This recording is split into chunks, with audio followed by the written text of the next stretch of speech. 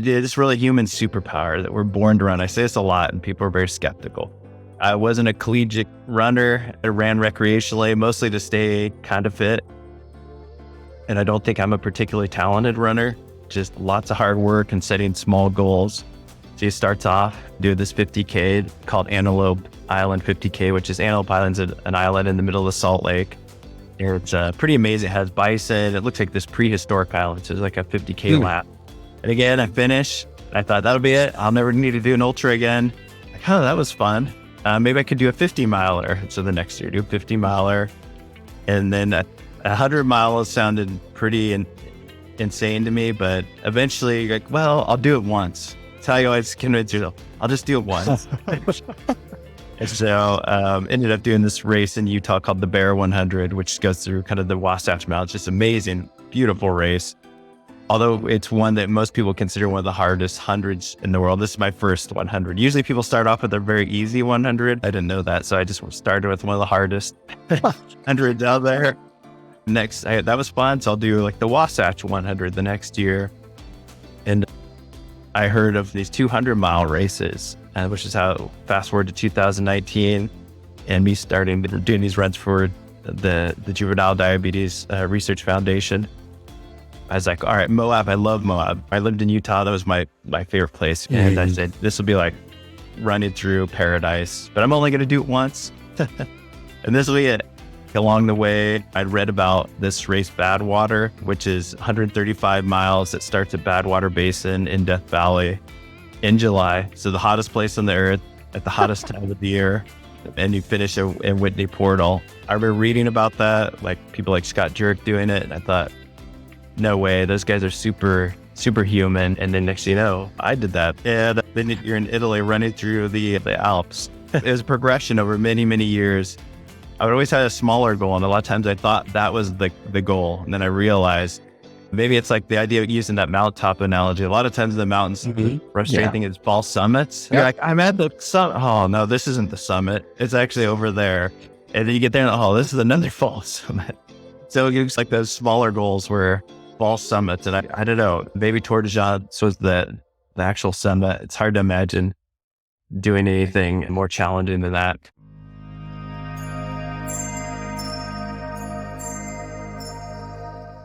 Gabe Peterson, welcome to Titans of Transition.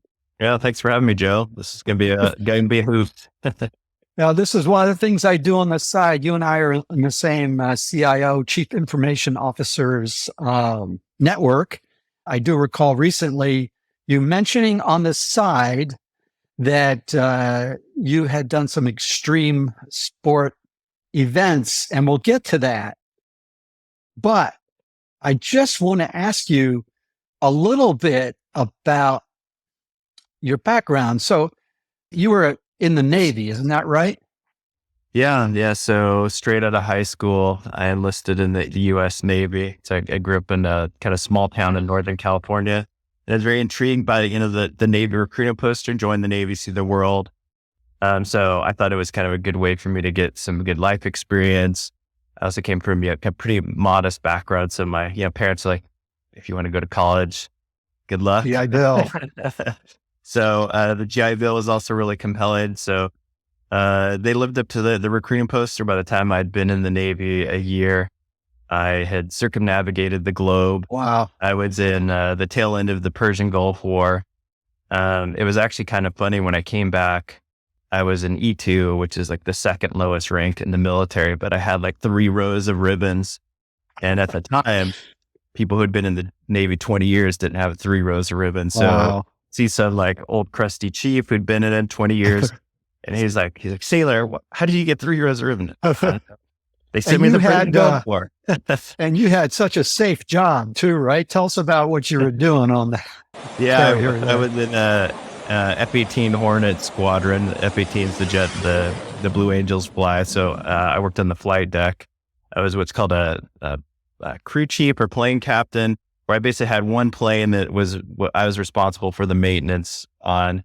And so I actually had my name on the side of the airplane. It was much lower than where the pilot's was. Where the nose gear is on the door that opened up. It said, Airman Peterson from Ferndale, California. There you go. So it's very cool. Not many places, an 18-year-old can be responsible for a $25 million jet, making life and death decisions. Oh man, so to bring back so many memories of visions of Top Gun, the Tom Cruise movie. Yeah, that And was did you ever see the group of guys that went out there that did the little dancing action on the flight deck? I don't remember a lot of dancing, but definitely like the hand signals, 'cause it's so loud, you can't communicate verbally. Like you can't hear it all. So you communicate with hand signals. And when I was in Top Gun, it actually come out, and there weren't a lot of movies on they call it the boat. Even though it's a 5,000 person ship, the boat. So they had they go to a cruise for 6 months and they bring like 20 movies. So they play the same movies over and over. You get to where you can memorize the movies. Like Top Gun was one of them, but we'd always laugh because the hand signals are totally out of context and wrong in the movie. Oh, are they? They're correct signals, but they're given at the wrong time. Well, some producer probably thought they looked cool. It looked cool. It's a great shot, but you're like, we'd go, wait, you never do with that. Well, we'll swing back to that probably a little bit later, but I want to jump right in and kind of in the back of everyone's minds as you're listening, I know there's questions. How does a guy that rose to being in the C-suite, a VP of information technology, have that as part of their life? It's kind of, you envision that as sort of buttoned up, professional, corporate guy. And then, like I said, we were having this meeting, actually it was over Zoom. We were having this meeting and I mentioned that this book I was reading by Dave Goggins, and you went, oh yeah, I've raced with him. And, which is this crazy, ex-SEAL, out of control, extreme, accomplishments, physically type guy. He said, yeah, I raced with him. Yeah. Actually finished a race that he did not finish. Oh, was it one of the ones where he was like running on broken legs and stuff? And I don't think he had broken legs. He kind of had other issues. Altitude issues, I think what he said. Gotcha. But I went to the same altitude, didn't have those issues. Yeah. So let's talk about your last one, which is it's like the mother of all events. It's Tour de la Gents. Is that how you say it? Tour de Gents. Italian for Tour of Giants. So it's a approximately 220-mile loop through the Italian Alps. It starts in Courmayeur, which is just, if you've been to Mont Blanc, there's the Mont Blanc tunnel. As soon as you pop out of the Mont Blanc tunnel on the Italian side, that's Courmayeur. It's just very scenic. Looks like, you're in a postcard when you get there. It almost doesn't seem real. Right in the middle of the Alps. A lot of people consider it the toughest mountain race in the world, because it has about 86,000 feet of vertical gain and loss, or about three Everests. If you went up Everest from sea level, it came down 3 times. And how many miles long or kilometers long is it? They built it as 330 kilometers, but I actually got 227 miles. So it's a little longer than advertised. Wow. And in 5 days, is that what it took you to It took, complete? 5 days. So the race started on Sunday and I finished Friday night. So it was 135 hours. And in those 135 hours, I slept about a total of 7 hours. I watched that blog video that you put on your channel. I got to know you a little bit. I mean, I know you professionally, but I got to know you a little bit more because of your self-talk through the whole process. I'm just curious, when you watched it back, did you notice anything in what you said as you narrated that surprised you, or was it pretty much the way you remembered? Or just kind of curious, because sometimes when you're in the middle of going through something, you have one thought in mind, but then when you look back at it, you go, oh, I guess I'm just going to say, I was in better shape than I thought I was, or I was struggling more than I thought it was. It's probably the opposite. I probably generally thought I was in better shape than I was. That you see on the video. I think at one point he would talk about I'm feeling strong, but I look like I just like I just crawled out of a grave. And I'm like, I feel really good. Like, well, I don't look good for that video. Well, what I noticed was you were like coaching yourself, because you would say, all right, wow, okay, well, that was interesting, but yeah, okay. So now the next one, yeah, we can do this. I mean, you were kind of keeping yourself encouraged, and that's just sort of, I'm going to park that thought. We can swing back to that, but um, that might be the mode you operate in a lot of different spheres of your life. Yeah, then there's definitely a lot of transferable lessons to life, the work world, I think. In the movie, I try to, a lot of people film like the epic mountains, which is there, you see it. Yeah. I try to kind of narrate my internal monologue. So you're hearing generally what I'm thinking, the more like PG-13 version of what I'm thinking.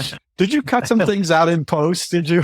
There were some where I was like, oh, no, I'm not gonna put that in there. That's great. That's a little too much of the 18-year-old sailor. So this was pretty much the most extreme thing you've done to this point? Yeah, I would definitely say this was the most extreme thing I've done. And I would say, that's saying a lot because I've done some pretty extreme things. A lot of times I look back and I'm surprised, like, oh, I did that. Because if went back 10 plus years, I would have a hard time believing, me from 10 years ago has done this stuff. What started this? Because it wasn't something that started very early in life. I do want to point out pretty early on that in addition to just doing this passion of yours, you also have a personal mission involved in this too. You're raising funds for a charity. And why don't you tell us about that? Yeah, happy to. So 2019, my oldest daughter, Sky, was diagnosed with type 1 diabetes, which, she's very young and it's just nothing a kid should have to go through, because usually the way they're diagnosed is she ended up in the pediatric ICU and it's a medical mystery, why she's basically passed out and throwing up. Mm-hmm. It did take the doctors long to diagnose that she had type 1 diabetes. The upside is, as you get into it, the technology has really improved the quality of life. But when you're in the hospital, they want you to know all the low tech stuff, because what if the technology doesn't work? So they're giving you like the vial and a syringe. Yeah. And you're thinking this is going to be the rest of our life, like measuring doses. And then as we leave the hospital, they go, oh, there's a pen where you just dial the dose and give it to her. And then at 6 months, once you guys are proved you're competent, that you can get an insulin pump where you just punch in the numbers and it'll automatically do the dosage. But I remember the first few weeks were tough, where before every meal, she would have to get a shot. And so it was very complex, where you have to calculate like the number of carbs, which actually turned out the endurance sports thing. I knew how to like count carbs because that's really important. You have to fuel. So I guess one of my superpowers is I can look at a plate of food and go, that's about 40 carbs. And I'll usually be within like 10% accurate. Wow. That's my wife was like Googling how much is this and this. I'm like, oh, that's about 40 carbs. And she's like, wow, it was 43. You're really close. It was. No, for the first few months, they'd come up and show me a plate of food. Like, how many carbs is this? Yeah. And then you have to do the injection, which my daughter really, is usually a lot of crying. So her strategy was she would just not eat. And did the injection. That's not a good idea. Yeah. Fast forward now, she's got an insulin pump. It uses technology where it's taking her basically blood sugar reading and adapting. I mean, technology is amazing. That's why, part of why I'm in this career.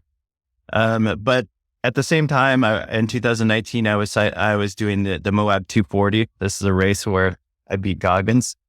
Yes. Or as you would say, I took his soul. Let's see if we can hook him into this video to comment against go this. viral. I know you got into it with Dan Crenshaw there for a while too, so that was kind of interesting. Yeah, I was definitely. I'd read his book and I was aware when he showed up at the registration. I was like, "That's Goggins. That's cool." I was in the Navy. People in the Navy are called squids. I was catching up to him, and so my plan was when I caught up to him, I was going to say, "Hey, it's two squids. Let's have a push-up contest. See who wins." I didn't expect I would win, but I thought that'd be fun. But he ended up dropping out due to some medical issues. But anyway, I thought maybe people would donate to a fundraiser. I don't know. So I set a pretty modest goal. I think, it's 240 miles. So I said, $2,400. If I can hit that, that'd be really amazing. And, again, the power of technology. I just put this out on social media. Hey, I'm going to go do this run, for my daughter. It'd be great if you donated. And I think like in a day, we blew through $2,400. I can't remember how much we ended up raising for Moab, but it was like $4,000 or $5,000. Since then, every year I pick one race that I dedicate as a fundraiser for the Juvenile Diabetes Research Foundation. So their mission is a world without type 1 diabetes. If me doing this crazy, stupid, epic stuff can help in some way, I'm happy to do that. And I found that the more insane the event, the more people are willing to contribute. Cool. And it helps me out there because I know I can't quit. All those people contributed. I can't quit for them. I can't quit for my daughter. So those are usually races where I really I need that extra boost of mental resolve that I'm not going to quit, because a lot of these races are 40 or 50% of the people don't finish. Like Tour de Jades, about 50% of the people who started did not finish. And these are the best ultra runners from the entire world. No one shows up lightly to do Tour de Jades. Yeah. Everyone there, like when I talked to them, they had a very, very serious resume. So, just failure is a, very real possibility, which I think makes things exciting. You see, in a lot of these events, it's going to thin out, but it was really interesting watching your video because in the very beginning, it was so crowded going through those narrow streets that you really couldn't run hard or just was maybe walk. You sometimes had to stop. And then probably about halfway in, you noticed that, or even less than that, you were separating on the skinny trails. And then I think probably 2/3 in or 3/4 in, it was like, hey, I actually could find a place to sleep tonight. Didn't have to sleep on the floor or the ground. It's really unusual. So ultra running is a sport that has a lot of popularity in Europe. As you see in the movie, like people were lining the streets, ringing bells, shouting at us. Which one of the things at times it shows is die, which means go. Which like on day 3 or 4, when someone's shouting die, wait a minute. And then sometimes they realize like, oh, he's an American that day, and they would know it. Like, don't say that to him. Oh gosh, that's hilarious. Wow. But so you don't have ultras like that where it starts with, it was 2 waves, and each wave was about 500 runners. Like the biggest ultras in the US are 500 runners, and that's like half of Tour de Jades. And you don't get that kind of crowd mojo at an ultra. It's more like if you're doing Boston Marathon or something like that. Yeah. So that was really cool. So one of the things that I want to bring out is this incremental improvement concept. But before we tie that into this extreme events that you've been doing, let's pivot back. You were talking about the technical aspects of helping your daughter manage her diabetes and doing the manual injections and then the insulin pump and the feedback with the monitoring. You have a scientific background, which I found out also. I have a degree in chemistry and a minor in physics. You do as well. So let's pivot to your initial career. This is supposed to be about transitions, this podcast, and talk a little bit about your transitions and how they came up. You graduated from Berkeley with that degree. Is that right? Yeah, no, that's right. So got out of the Navy, which is in some ways a hard decision because I actually enjoyed the Navy in a lot of ways as an adventure. And I could have seen myself being a career Navy guy. And sometimes I wonder what would have happened, but life's turned out pretty good for me. So I used the GI Bill. I started up in a small college in Northern California where I grew up, and then I transferred into Berkeley. And so a couple of, transitions there, just going from the military back to school. And, I'd had this very exciting, dangerous job. And then all of a sudden life's kind of boring again. You're studying. I ended up responsible for a team on the flight deck, and I was responsible for myself. So it was kind of like, for me, it was almost, not, for a better word, relaxing, enjoyable. Like going to college, I'm just responsible for myself. Everyone else there is super stressed, especially when I got to Berkeley. It's a very competitive environment. You do the orientation and they're like, how many of you were the salutatorian or valedictorian in your high school? And like half the people raise their hands. And I was in high school. I didn't even know I was going to go to college. Wow. And you talk to a lot of the students there and they're like, they'd been groomed from the time they were 12, that they were going to go to Berkeley. And I'm like, I decided I was going to go to college on my 21st birthday when we just pulled out of Hong Kong. And I said, if I don't take my shot now, that might not come again. So I'm going to get out of the Navy and use the GI Bill. It's just GI Bill and a lot of hustle. I was able to put myself through Berkeley.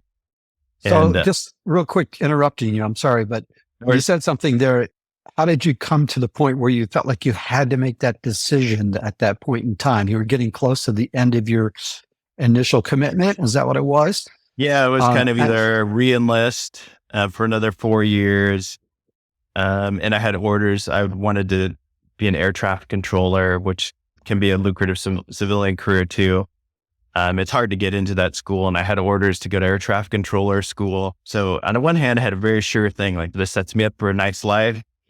But for me, I felt like I could do more. I could take my shot because, I worked with the pilots and I knew them, pretty well.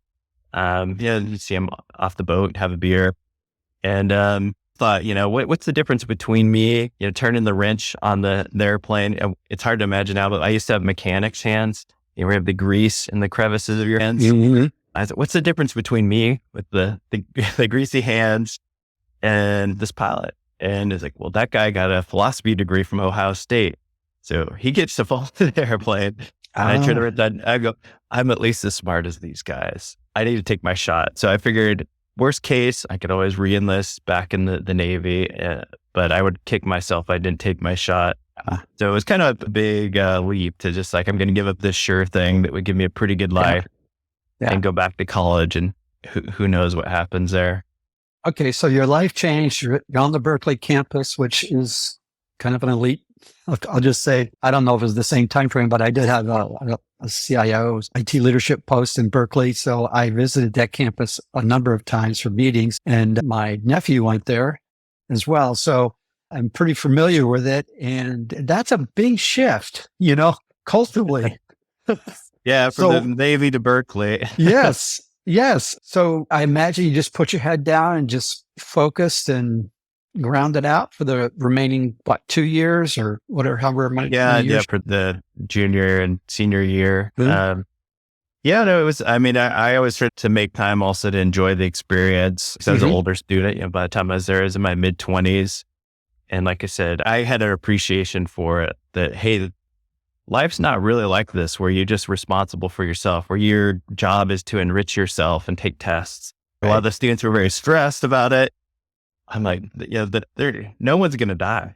I had a job where I could actually die if I made the wrong decision. Yes. So, exactly. I definitely worked hard. The usual pattern was all the problem sets for physics and chemistry were due on Fridays. So I would stay up all night Thursday, getting those done and hand them in. Like, it was due at noon. So like 11:58, I'm there. But then I was like, oh, well, I'm, the weekend I have some time to go enjoy the Bay Area. So I want to go. Just a huge value of Berkeley is all the people you meet there. I would consider myself kind of an extrovert. So I just meeting people, learning their stories, and having a really unusual background there. They grew up kind of poor in the small town in Northern California that had been in the Navy. That wasn't the usual story. Unique. Yeah, there were not many older students. It was usually like the age of the grad students. Usually people thought I was a grad student. So the next transition came when you had to get a real job, right? Yeah. When I graduated, I had did some research. I did an internship at the Stanford Linear Accelerator, which again was another kind of pinch yourself moment when I had my old 1960 Volkswagen Bug that I bought saving up from a cruise in the Navy. And I drive onto the Stanford campus, and it was like something I'd never imagined for myself. It was just like going on the Berkeley campus. Like, I can't believe this is my life. But the thing I realized was research was not my passion. I definitely enjoyed science, but the actual research, it turns out all the interesting chemistry seems to happen at like 3 a.m. in some sort of concrete bunker by yourself. And I like by working. yourself. Yeah. I didn't get energized by doing it. And it was kind of the tail end of the .com era, late 90s. So I thought I could maybe move into technology, but I still want to stay involved in science because it's important for me. So I ended up finding a job at a software company that makes scientific software for the pharmaceutical industry, which kind of put me on this whole path of life sciences, informatics, and IT. Were you a developer? Kind of worked in professional services. I guess the way I got the job was they were trying to make a chemistry-based product and found they couldn't teach the programmers chemistry. And so they wanted to see if they could teach, chemists programming. And it turned out I knew super useful programming languages like Fortran. But the thing with transition though is I basically walk in and they're like, hey, our product uses Oracle database. And I'm like, oh, there you go. What's an Oracle database? I've never heard of that. They're like, it's fine. Here's the book. Read the book and then start programming next week. Okay. So it was a great experience for learning ability. Yeah. They're like, okay, hey, we have an engagement where this customer wants a chemistry data warehouse and you're flying out there on Monday. Okay, I better read that book. You're on the plane, like, all right. And then you have to present yourself as the expert and you're going to learn through making a lot of mistakes. So, that's one lesson I've picked up from my life is being willing to fail. Like I mentioned, a lot of these races, there's a very high probability of actually failing, but I think that makes it more exciting. Not everyone is like that. There's a lot of people in this world who have fabulous contributions to whatever endeavor they're in, but I wouldn't call them risk takers. I would say that certainly they can move into other areas. I'll say grow into other areas, but jumping into something that they don't have structure and they don't have a kind of a base competency in it is something they aren't willing to do. And so I think thematically here, I'm starting to see a thread that this is one attribute you have in your wiring, in your natural gifting or wiring that has played out in multiple different areas of your career and your life is that, like you said earlier on, when you were making the decision to go to Berkeley, it was like, well, I figured I would take my shot at it. Or as we'll probably learn later on, how you got into your endurance sports is you just went for it. And so the length of that stretch for that kind of a transition, people have different tolerance levels for that. Yeah, I don't know if that's intrinsic or that's maybe something that having that early experience in the Navy where you learn how to take risks and maybe learn how to even enjoy taking risks. You get used to taking risks. Or maybe you're born with it, I'm not sure, but it's definitely there. And I think for the most part, it's led to a lot of interesting, what I call misadventures. My YouTube channel is called Gabe's Misadventures. Misadventures, they're not always adventures. Sometimes they're misadventures. So often they're misadventures. But just be willing to accept this isn't going to go the way the movie's playing out in my head. Right. So then you were at that company and then you went forward. The next transition came when or how? How did you actually get into IT management? It was kind of a long and indirect road. Like I've said, my life's kind of a series of happy accidents. So I was more on the software development, informatics side. I worked in early discovery, pharmaceutical discovery at Pfizer. Did what now would be called data science, and kind of progressed so that I ended up working in every phase of pharmaceutical R&D over series of years. It sounds very short way to say it. Worked in discovery at Pfizer, preclinical at Amgen, and then started the clinical informatics team at City of Hope, which is one of the top cancer research hospitals in the world. And so each of those was a big transition. People generally would specialize in one of those areas and make that their whole career. For me, it was kind of like, what's the new challenge? After doing that, I was kind of like, well, I've worked in every phase of R&D. What's next? And so I like to joke that I went to the dark side of IT. I figured, I'd learn a lot, and it'd be one of those kind of jobs where you could do it anywhere. Whereas our industry is largely based in a handful of locations, so you're committed to living in one of those. Luckily for me now, one of those locations is San Diego, San Diego does not suck. Is that a T-shirt? Sure. Yeah, I'd make that the marketing slogan. You probably heard that a lot on my movie. Some of my friends joke that it should be a drinking game. Every time I say something like "this view does not suck," you have to drink. So I ended up heading up information systems at a medical device company that was actually based in Utah, and it was a spinoff from a much larger company. So it was kind of a, new area, doing something that most companies would take 18 months to do a spinoff like that. And I think we had about half that time.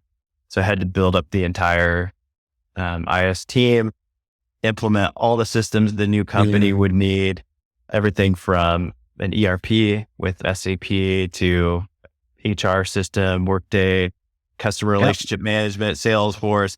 These are things I'd never done before. I do kind of what they did, but it was kind of like... there's not a theme here? I'm still seeing there being sort of a theme. Yeah, okay. It's something I haven't done. Let's go for it. I made a lot of mistakes along the way, but generally trying to learn from them and not repeat them. So that was a good learning experience. Just, working in a lot of different areas of the business. The company was heavily based in GMP, or good manufacturing practices. And I'd never done that. So I learned all about the plant and just doing things like Gemba walks, and was able to bring kind of the flavor that I learned of Agile with a capital A, introduce Agile to the organization. And so by the time I left, a lot of the manufacturing teams were having daily stand-ups where they had a scrum board. People not in the industry, that's a big shift, because typically in these highly regulated fields, things move slowly when it comes to development. You're in what they call the old waterfall method. I was kind of an early adopter way back in the early 2000s when I was a software developer, and there were some of the early flavors of Agile, like extreme programming, and eventually Scrum kind of took over. And for me, that's something I brought to every company. So I said, well, this works in the software world. We're making hardware medical device products. Right. There's no reason it shouldn't work. Yeah. You've got a lot of resistance to that. Well, I understand why that worked for you software guys, but that's not going to work for hardware. But it's all about people. It's not really about what the product you're delivering. It's about how humans work together in teams to be highly productive. And so I said, okay, well, let's try the experiment. You have a product development team. I have a scrum master. He'll take you through one 2-week sprint, and we'll see what happens. And I got one of the VPs of R&D to agree to that. I think probably expected it to fail. And 2 weeks later, he said that team got more done in 2 weeks than they would usually get done in 2 months. Yeah. And they were sold. The best way to sell people, show them. And so I ended up doing a lot more beyond the classic, IT role, whereas really helping a lot with the business transformation, and ended up leading business projects that really had almost nothing to do with technology. Because I was thinking, you guys want a tool problem, or a tool solution, but you have a process problem. Let's fix that. And then we'll give you the technology you need. So there's a lot of just using Agile and digging into it to like, what's the problem? How do we solve it in bite-sized chunks? So one of the analogies I use between mountain running and the work world is we're going to the mountaintop. So the classic waterfall approach would be, I can tell you we will be at the mountaintop at 8:42 a.m. on this date.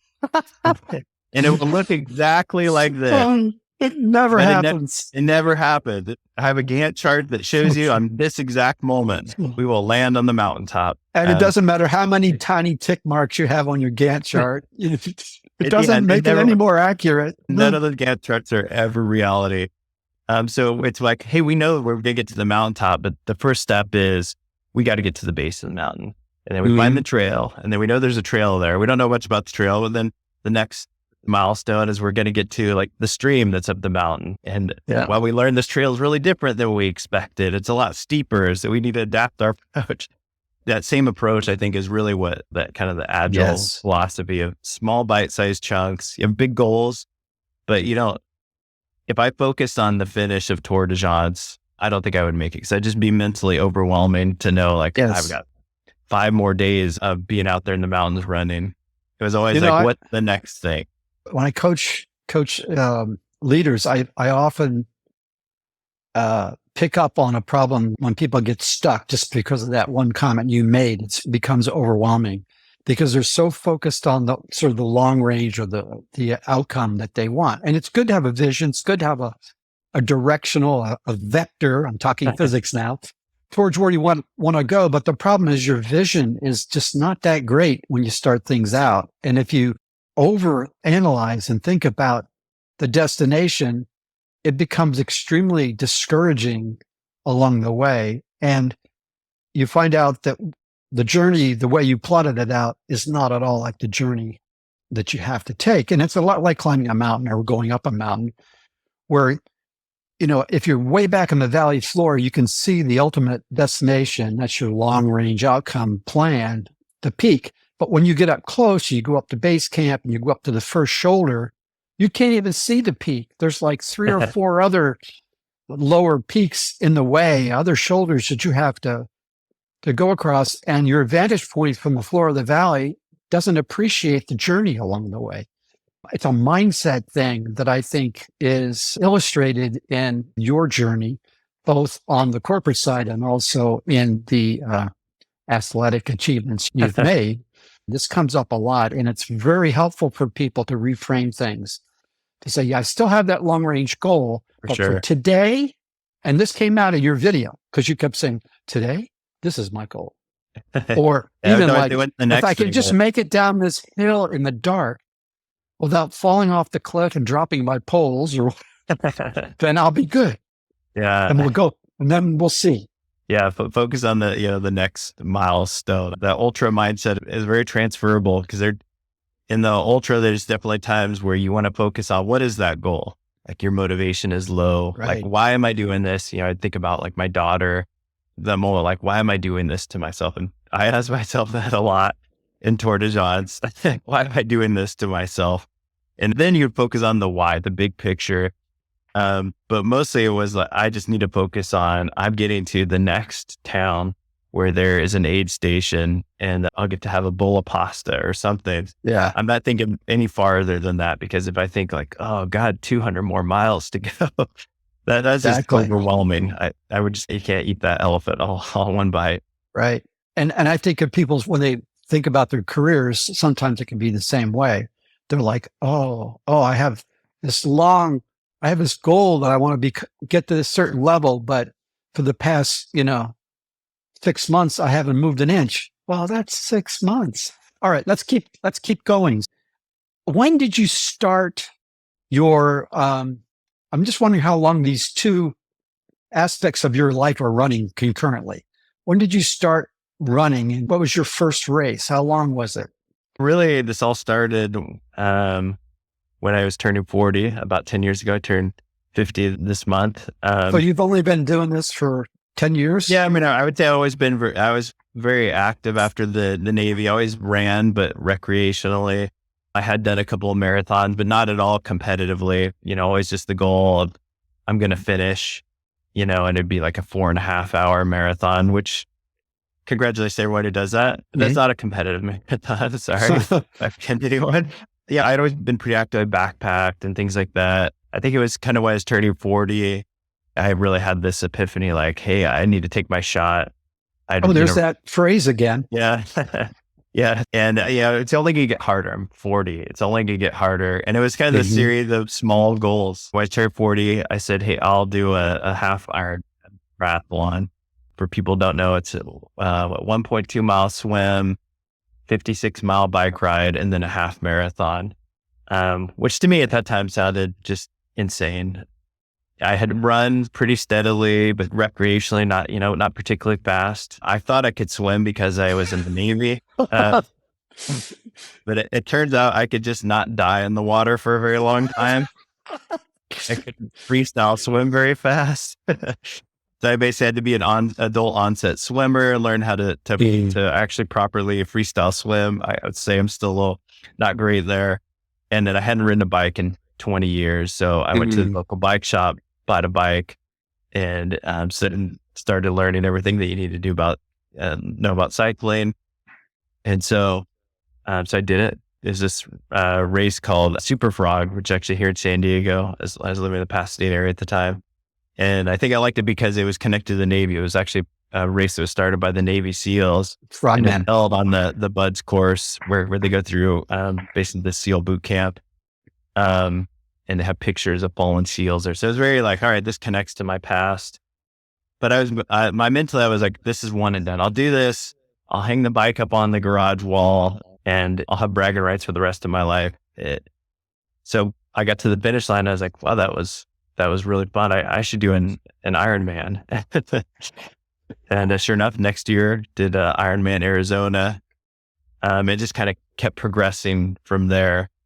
And then the ultra started when that medical device company was based in Salt Lake City, Utah. So around 2014, moved up to Utah. Again, I had no connection to Utah, no family, no religious connection. I'd been there a few times and I thought, it was an undiscovered gem. It was before social media. Now people know Utah is amazing.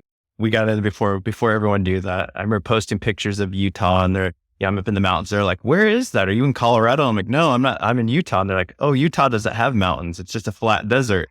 Like, no, it had the most amazing mountains in the world. So that was when I got into ultras. I lived right at the base of a mountain, and I actually read Born to Run, which I love that book. The whole thesis is this is humans. This is our superpower. We're literally born to run.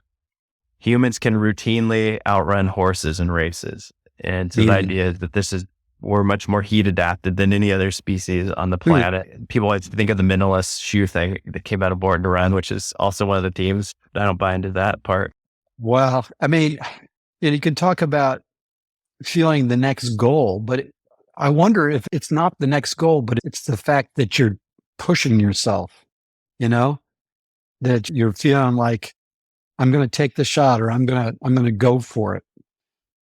There's this disquiet in you for just sort of sitting and being comfortable where you are. And I don't mean that in a negative way, It's mostly positive. There are times where I'm like, why can't I be like most people and just be comfortable? Right. So let's try to glean some lessons here. Wow. I mean, there's so much. What are some things that are positive lessons for growth and for moving forward in one's life that you can glean from both of these venues, if you will, or both of these situations? Yeah, there's definitely a lot of overlap. I'd say the when we talked about setting goals, because a lot of these are long-term goals. When people come to me and they're like, hey, I want to do a 200-mile race. And like, okay, where are you at? Well, I ran a half marathon. Okay, you're looking at like a 3-year goal, but I want to do it like in 6 months. All right, you might be able to drag yourself through a 200-mile race in 6 months, but it's not going to be fun. You'll be in the hospital. Yeah, afterwards. Your chances of success are going to be low. Your chance of injury going to be high. Like this is something you need to build to over years. So work is, is the same way. You're setting goals. Some of them are very nebulous. Like we want to go to this mountaintop and maybe it's shrouded in clouds. We can't even see it. We know it's there, but we don't know what it looks like. Definitely. I also say that kind of agile mindset of doing things in small bite-sized chunks. And one of the things I like about agile is it's an empirical control framework, or it's using the scientific approach. I have an idea, I try it, and I find out really fast whether it succeeded or failed. So a lot of times in training, isn't it by its very nature time boxed? Yeah, so you're doing it in a short span of time. In Agile, it's usually a 1 to 4 week spreads. So it's kind of that same idea with training is you do this, what's called periodizer training, where there'd be a goal in this block. My goal is to get faster. And I'll objectively be able to measure whether I'm faster because I'll go out and run like a 5K time trial. And I either ran a faster 5K or I didn't. So that training approach either worked or didn't. And so I did a lot of, self-experimentation on what kind of worked and a lot of what didn't. So that framework, then you apply when working with your team, I'm sure, that there is maybe from the business, you get a sort of, I'll say somewhat nebulous goal sometimes, or what would appear to be unrealistic at times. But do you apply the same sort of thinking and mental model to mapping out the course on your professional side? Yeah, definitely. There's a lot of parallels. I mean, I'd say that where it's really different a lot of times is running is more individual. Sure, it's you're part of a community, but it's really about yourself. You have control of everything. Yeah.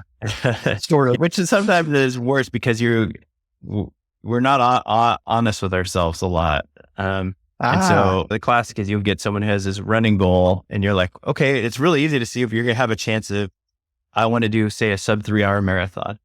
Okay, Right. go run a half marathon. And if you can do it in this time, like an hour and 20 minutes or something like that, you can probably run a sub 3. And you go, what's your fastest half marathon? Well, I've done a 2-hour half marathon. Okay. It's a long way. Yeah, you got work to do. So sometimes it's harder doing it by yourself because, and I think this is why coaching is important in athletics, is you have someone who's giving you that feedback. Like, okay, I hear your goal. You want to get to 3-hour marathon. You're at more like a 4-hour marathon now. Here's what we have to do to get you there. That's probably like a 2 or 3 year goal of really focusing on running a marathon that fast. Using the marathon analogy because, people kind of understand marathons. A lot of people run them. Whereas the teamwork it work as a team, and it's more, I think there are a lot more variables. Yeah. And it's a team that you don't necessarily, it's a, hybrid team. Some people are part of my team. They're my direct reports. So I have some ability to directly influence what they do, but most of the products we roll out are not for the technology team. They're for the business unit, like scientists doing research in the lab. So when they come to me with those unrealistic goals, I want to run a 200-mile race. But my most recent thing is, I've run a half marathon. And you go, okay, well, here's the work we have to put in. Oh, I don't want to, I'm too busy to put in that kind of work, but I still want that goal. So I put in some early tests to see, are they really committed? I want to do this project. I'm like, okay, here's what it's going to take from your team. We need a product owner, someone from your team who can really drive the vision for this product. Oh, I don't have anyone that can do that who's not busy. Okay, that's fine. I totally understand it. But we can't do that project right now. You're not committed to this project that you won't give me a product owner. Yeah. Here's what I'll need. We'll need a product owner. We'll need people to be a part of this team developing this product. But they're too busy. I totally understand it, but we won't be successful. And I want to invest in projects where we're going to be successful for a company.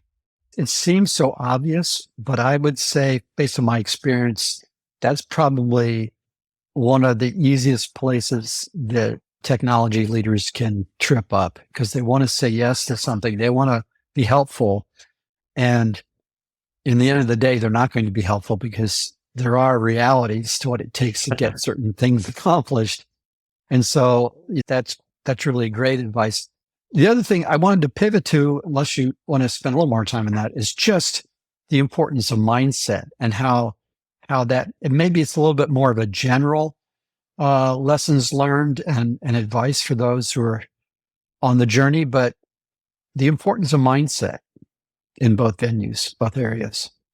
Yeah, I think there's some overlap. Definitely. Yeah, I think the ultra mindset, like I was talking about, of knowing when to focus on your big goal. Like, hey, you're losing motivation. You should, why are you doing this? But if you're like, I just need to get up the side of this mountain, or I need to learn this new programming language, focusing on the why can be overwhelming. So you focus on the task. So in ultras, there's a lot of understanding when to focus on the why versus when to focus on the task. So, it's 2 a.m. and you haven't slept in 3 days. That's a really bad time to focus on the why. You're going to go to a dark place. Just focus on the task. Like, my job is to get to this next mountain pass. And then from there. Maybe there's times to opine and then there's times to grind. Yeah. There's a lot of grinding. That's in the video. I actually referred to that a bunch of times because that was. Yes, I remember. Me and a friend did the John Muir Trail during COVID because all the races were canceled. So it's a 211-mile trail. That's Northern California, right? Yeah, in the Sierra Mountains. So we did it northbound, starting from Mount Whitney to Yosemite Valley. And we ended up actually setting the fastest known time on the route that we took, although we didn't know it at the time. So I joked that I have the fastest known old dude time. So we come in as ultra runners, very kind of cocky, like, oh, this will be easy. It ended up being probably one of the hardest things I've done, maybe just a little below Tour de Jobs. But anyway, you get in through hiking, there's a tradition, you get a trail name. You don't go by your regular name or the civilian world. And so my trail name was Grinder because my friend, he was really fast. He would shoot up to the pass and then he'd take breaks Whereas I would just keep going. I get to the pass and I didn't need a break. Let's just keep going. And so it's like, man, you're just grinding it out. Or he's It's like kind more of, like a rabbit sprinting to the next it pause. feels like a time to talk about the tortoise and the hare, maybe. Yeah.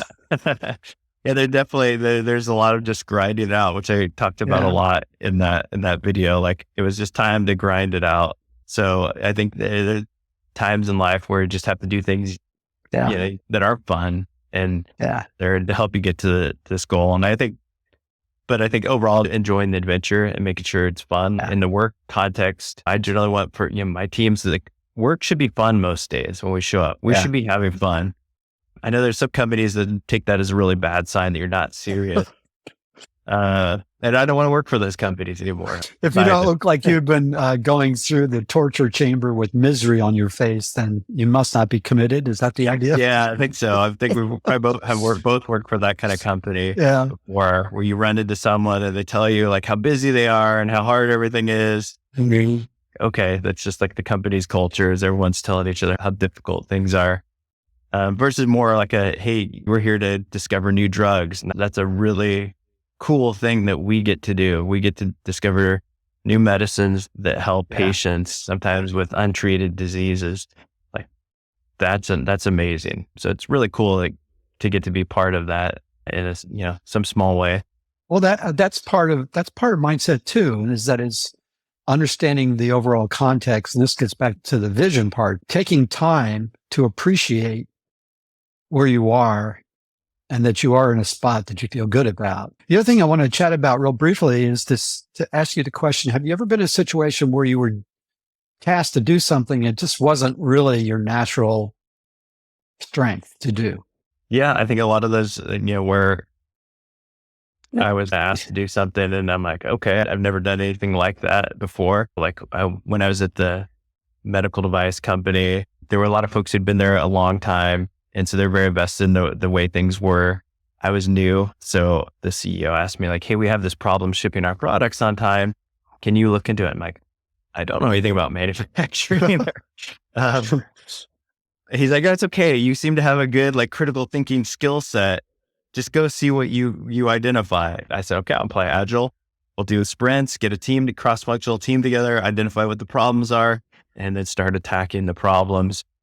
And then, flash forward a few months, we've implemented a whole sales and operations planning process, or S&OP. It started off, I couldn't even spell S&OP, but just had to learn along the way and really take advantage of that team that kind of collectively were much, much smarter than any of us are individually. Yeah. Yeah. So that's great. Are there any closing ideas you have in terms of lessons learned that would be helpful for folks tuning in? This is the question I ask in all my podcasts. Is if you were to turn the clock back and be able to speak to yourself when you were 25 years old or whatever, what sage advice would you give yourself? Well, that's a tough question. I'm very grateful for the life I've had. Growing up, I wouldn't have thought I'd be talking about any of this stuff. I think I enjoyed the journey. I'm a 25-year-old, so I'm just starting to appreciate it. I was in a unique experience where I was at Berkeley and I can appreciate how amazing this was. I had so many peers who this was a grind for them. It was so horrible. Like you're at one of the best universities in the world, and this is going to open up so many doors for your future. Just enjoy that journey. Like I said, have fun. And also one of the things I've learned is hubris is rarely rewarded in sports and also in life. I think wherever ever had major setbacks, definitely in sports, where I got cocky, like, I've done this race, so I don't really need to prepare for this other race. I can just show up and go beast mode. That usually is the few DNFs I've had. That is almost always how that story played out. And it was always like, all right, this, I need to stay humble. It doesn't matter. This race doesn't care that I did these other races. I need to respect that this is a really hard race. So same thing in life. I think trying to stay humble and keeping that learning mindset. I mean, this, we both had the same career in technology.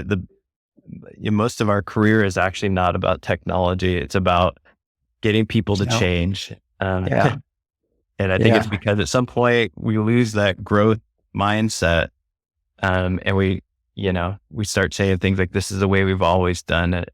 Yeah. Well, the reason we should keep doing it in the future. Yeah. Well, that's great advice. And you danced around a little model that we talk about a lot in this field, people, process, technology. And it's interesting. Most of the time we get recruited into jobs to help an organization based upon technology understanding and knowledge and experience, maybe some process. But over time, we've both chatted about this, that kind of one of the biggest levers is how you influence people. That's leadership. And how you get openness. Examples of you bringing in Agile is just one of several examples that came out in this episode. But really, that is huge. Yes, you have to have your technology chops on. You have to have understanding, but understanding how to serve the organization, serve the other leaders that you're peers with or you report to, and how to motivate and coach your team is kind of what really makes or breaks long-term success, I think. So that's a great reminder. But hey, listen, it's been so much fun talking to you. Any final closing thoughts? No, I really enjoyed this conversation, Joe. It's interesting. I usually talk about one or the other, so it's kind of a blend of professional and athletics. Hopefully that'll come through okay with the episode. You're on LinkedIn. People can find you there. We'll put in the notes if Gabe wants to expose how you can be reached. But definitely we will point to that episode. I don't know. It might be an hour long or something like that. About 55 minutes. It is really cool. I mean, it's just amazing. And again, it's an amazing accomplishment. So kudos to you for that. But also just listening to your inner dialogue, I think is really powerful because, there's a lot there to unpack. So anyway, thanks again, Gabe, for being on Titans of Transition. Yeah. Great discussing my adventures and misadventures. Misadventures. I love it. Yeah. All right, man. Take care. All right. You too. Bye. Hey, thanks for joining me today on Titans of Transition. I hope you enjoyed the episode. Please check the show notes for additional information.